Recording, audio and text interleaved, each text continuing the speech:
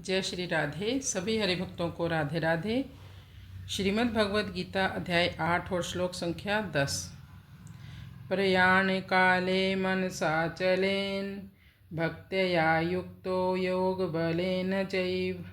प्रयाण काले मनसा चलेन भक्त्या युक्तो योग बलेन चैव।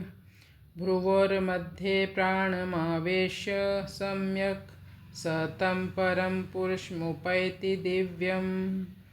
भ्रुवोर्मध्ये प्राणमावेश्य सम्यक् स तं परं पुरुषमुपैति दिव्यम्।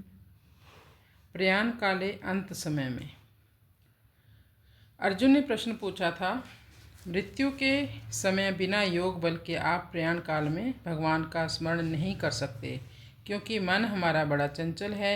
आपको दृढ़ मन से भक्ति में युक्त होना होगा। योग बलेन चैव। योग बल क्या है? अभ्यास का बल ही योग बल है। योग बल के साथ सबके पास कोई न कोई बल होता है। योग बल सर्वश्रेष्ठ बल है। उनमें से जिसके पास योग बल होता है, भक्ति का बल होता है, वह मृत्यु से भी नहीं डरते, जबकि सामान्य लोग तो मृत्यु का नाम सुनकर ही घबरा जाते हैं, मल मूत्र तक त्याग देते हैं। क्यों? क्योंकि उन्होंने पूरी आयु तैयारी नहीं की कोई भक्ति की। भ्रुवोर मध्य, दोनों भुवों के बीच में आज्ञा चक्र है। प्राणम आवेश्य सम्यक। यहाँ पर भगवान भक्ति योग के साथ साथ अष्टांग योग की भी बात कर रहे हैं। योग मिश्रित भक्ति की बात कर रहे हैं, शुद्ध भक्ति के बारे में नहीं। कोई लोग थोड़ी भक्ति भी करते हैं, लेकिन उनका मन थोड़ा अष्टांग योग की तरफ भी लगता है। जो शरीर में 7 चक्र होते हैं हमारे, सबसे नीचे होता है मूलाधार चक्र, फिर स्वादिष्ठान चक्र, फिर मणिपुर चक्र, फिर अनाहत चक्र, फिर विशुद्धि चक्र, आज्ञा चक्र और सहस्रार चक्र।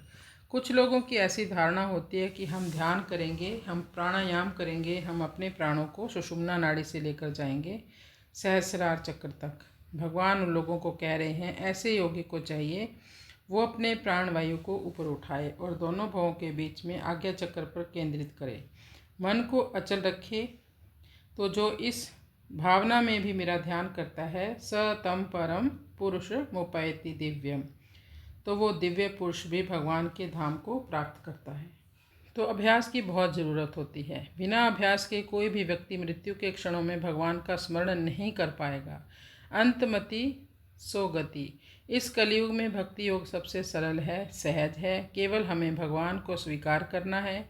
जो भगवान के द्वारा दिए गए नियत कर्म है उनको करना है। मन को भगवान को अर्पित करना है, भगवान की भक्ति करनी है, भगवान के नाम का जप और कीर्तन करना है।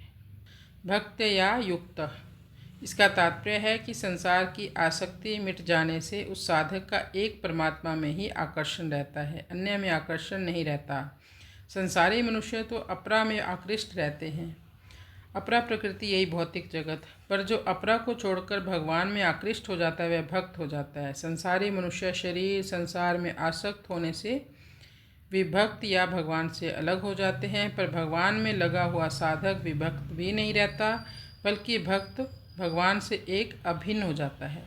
योग बलेन का मतलब है पहले किए हुए योगा अभ्यास के कारण अंत समय में होने वाली अशक्त अवस्था उसको बाधा नहीं पहुंचा सकती, इसमें कोई भी विकार पैदा नहीं कर सकती। प्राणायाम आदि का बल योग बल होता है। कृष्णाय वासुदेवाय हरये परमात्मने प्रणतक्लेशनाशाय गोविंदाय नमो नमः। हरे शरणम हरे शरणम हरे।